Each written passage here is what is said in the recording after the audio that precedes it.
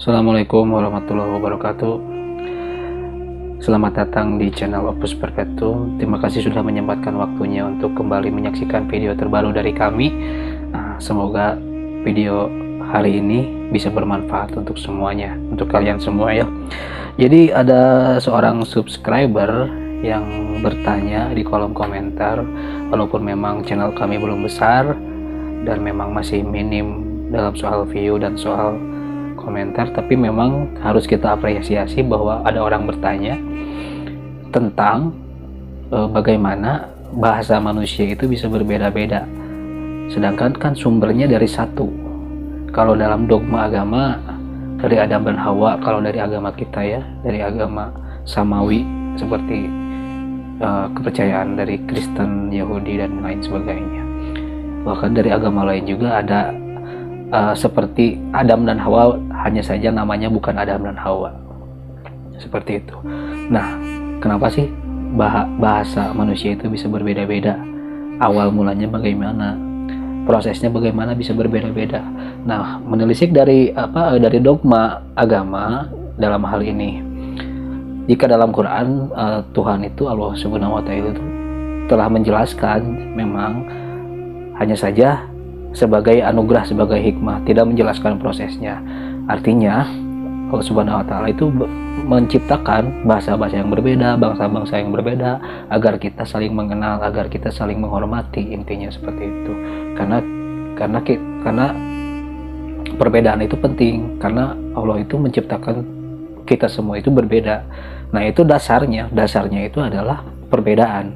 Artinya jika manusia bisa berbeda, rasnya berbeda, sukunya berbeda, bahasa pun bisa berbeda, dan itu pasti ada asal mulanya, karena Adam dan Hawa pun anak-anaknya bisa berbeda, warna kulit, tekstur tubuh dan lain sebagainya.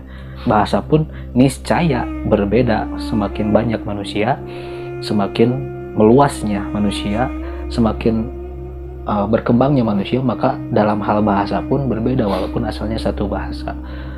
Namun ketika kita membahas dari sisi Alkitab atau dalam Bible, saya di sini bukan berusaha untuk menjelaskan sesuatu dengan sok tahu, dengan membuka Alkitab saudara saya yang Nasrani. Hanya saja saya akan menjelaskan secara tekstual. Artinya saya tidak akan berusaha menafsirkan, karena itu bukan ranah saya, bukan kemampuan saya menafsirkan kitab agama lain gitu. Saya hanya menjelaskan apa yang tertera saja gitu, apa yang tertera di dalamnya. Jadi dalam Bible itu dijelaskan bahwa bangsa dulu disinyalir adalah bangsa Sumeria mungkin ya, menciptakan atau membangun menara yang diklaim sebagai menara paling tinggi yang pernah ada di masa itu, yaitu Menara Babel. Tujuannya apa? Tujuannya untuk menjangkau surganya Tuhan, seperti itu. Karena ingin tahu Tuhan, atau mungkin karena apalah, tujuannya ingin tahu Tuhan itu siapa sebenarnya, seperti itu. Jadi membuat Menara Babel tersebut menjadi bangunan paling tinggi di masa itu. Jika dibandingkan dengan sekarang kan mungkin ada Burj Khalifa kalau sekarang kan. Tapi kepercayaan orang zaman dulu dalam membangun Menara Babel memiliki keyakinan seperti itu, dijelaskan dalam Bible. Lalu kenapa bisa bahasanya berbeda-beda? Karena manusia ini asalnya satu bahasa. Hanya saja manusia membangun menara seperti ini tidak sesuai rencana Tuhan. Nah, tidak sesuai apa yang Tuhan inginkan. Dianggap mungkin menentang Tuhan, berusaha menentang Tuhan. Akhirnya Tuhan mencerai-beraikan mereka, merubah bahasa-bahasa mereka, asalnya dari satu bahasa menjadi banyak bahasa. Akhirnya tercerai-berai, tidak saling mengerti satu sama lain. Pada akhirnya berpindah-pindah tempat, asalnya dari satu bahasa menjadi berbanyak bahasa. Itu doktrin dari Bible, dari Alkitab. Tekstualnya seperti itu. Jadi tafsirnya saya tidak tahu, tapi tekstualnya seperti itu kira-kira. Jadi itu adalah dogmanya seperti itu. Namun jika kita telusuri dari sudut pandang ilmu pengetahuan, kita akan mungkin akan bisa menteorikan bagaimana manusia itu bisa berbeda-beda bahasa. Nah, dalam sisi ilmu pengetahuan, teori saya sendiri ya, dilansir dari berbagai sumber yang ada, teorinya adalah pada mulanya manusia itu, kalau kita urutkan dari manusia purba misalnya ya, manusia itu tidak berbicara sama sekali, maksudnya mereka berkomunikasi dengan cara melakukan gestur tubuh, lalu berkomunikasi dengan isyarat seperti itu, bukan isyarat modern seperti sekarang ya, gestur tubuh yang tadi saya bilang. Dan dalam mulutnya belum terpikirkan untuk mengeluarkan kosakata, tapi manusia bisa saling memahami lewat gestur tubuh. Kita sering lihat di Discovery Channel atau channel-channel yang tentang prasejarah seperti itu kan, manusia purba itu berbicara dengan bahasa tubuh. Mulutnya tidak bisa mengeluarkan kata-kata atau kosakata karena otaknya belum terpikir sampai ke sana, walaupun mungkin bisa menciptakan komunikasi bahasa seperti itu, karena bahasa itu kan yang kita tahu sekarang adalah alat komunikasi kita yang paling utama untuk saling memahami satu sama lain, untuk saling mengerti apa yang menjadi pikiran dan hati kita. Nah, zaman dulu pikiran dan hati itu ingin menyampaikan sesuatu, namun tidak tahu bagaimana caranya, jadinya melalui gestur tubuh. Seiring berkembang, seiring bertambah banyak, kan berpindah-pindah manusia itu dulu nomaden, jadi dari satu tempat ke tempat yang lain dan berpencar gitu ya. Jadi bahasa itu bisa tercipta berbeda karena situasi alam tertentu, karena iklim tertentu, menerjemahkan benda, menerjemahkan alam, menerjemahkan segala sesuatunya. Apalagi manusia sudah mulai bisa membuat alat misalnya itu. Alat itu kan pasti harus dinamai untuk memudahkan komunikasi. Jika memerlukan alat ini namanya ini. Akhirnya volume otak manusia itu semakin berkembang, daya pikirnya semakin berkembang, akhirnya berinisiatif menciptakan bahasa. Di belahan bumi yang lain pun yang awalnya bersatu namun berpencar, menciptakan bahasa yang lain sesuai iklimnya, sesuai daerahnya. Sampai-sampai mungkin bisa terjadi perang karena berbeda bahasa itu. Ketika bertemu dari bangsa ini ke bangsa ini, mungkin seperti itu. Ini teori saya pribadi. Nah, dari situ bisa disimpulkan bahwa manusia itu memang berpindah-pindah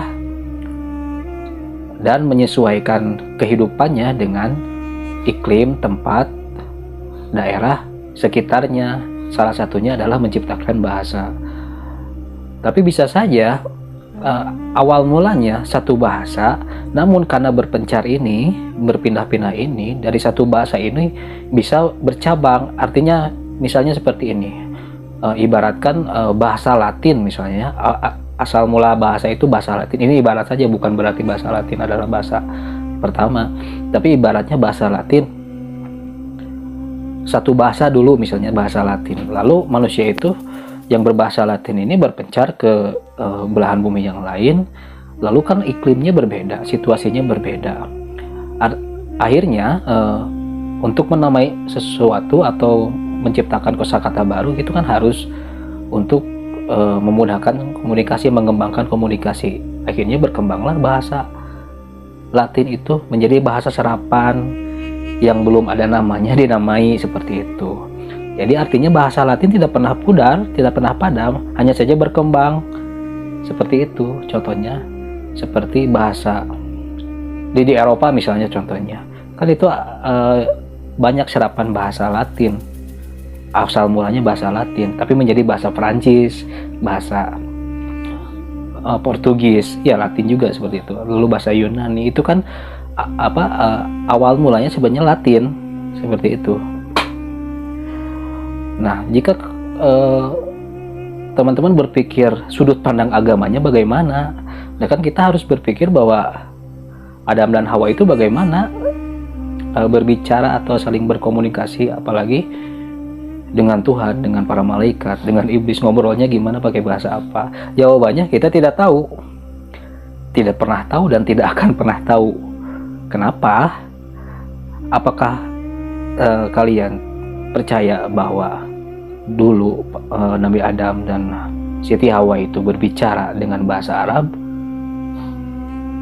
Karena dijelaskan di Quran kan dengan bahasa Arab. Tidak, bukan bahasa Arab, karena bahasa Arab belum ada, bangsa Arab juga belum ada bahasa Arab. Apakah bahasa Ibrani? Bukan juga, karena bahasa Ibrani belum ada. Bani Israel belum ada waktu itu. Terus lalu menggunakan bahasa apa? Tidak tahu. Ini bukan video tentang kesimpulan, ini video tentang pertanyaan, questioning. Tapi disinyalir bahasa paling tua di dunia adalah bahasa Sumeria. Bangsa Sumeria itu diperkirakan ada pada zaman Nabi Nuh dan setelah banjir besar. Itu adalah bangsa Sumeria, dan bahasa Sumeria itu adalah bahasa paling tua menurut para peneliti.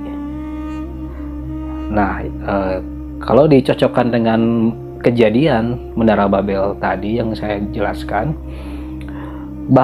satu bahasa itu mungkin bisa dianggap itu adalah bahasa Sumeria, yang dari situ manusia berpencar ke berbagai arah, ke berbagai belahan bumi yang lain, dan menciptakan bahasa sendiri-sendiri. Awalnya dari bahasa Sumeria, lalu memodernisasi bahasa menjadi bahasa yang baru, tapi serapan dari bahasa Sumeria. Seperti kita di Indonesia, sebenarnya kan banyak serapan dari bahasa Belanda, bahasa Arab, bahasa India. Karena apa? Karena tiga suku tersebut pernah datang ke Indonesia dan berpengaruh pada Indonesia. Jadilah bahasa Nusantara. Bahasa yang original sebenarnya tidak, tapi menyerap dari bahasa-bahasa yang lain dijadikan satu, seperti itu.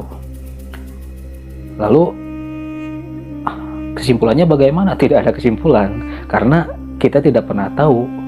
Dan ilmuwan juga tidak pernah tahu, walaupun mengkaji sampai kapanpun tidak pernah tahu, karena yang mentoknya sampai sekarang bahasa yang paling tua itu adalah bahasa Sumeria.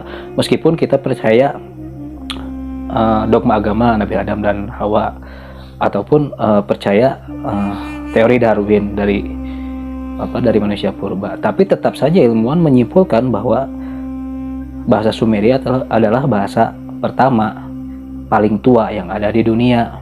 Artinya sejarah-sejarah masa lalu itu yang pentingnya adalah untuk diserap maknanya, diserap pelajarannya. Kejadian-kejadian di masa lalu diserap sebagai pelajaran untuk kita ke depannya.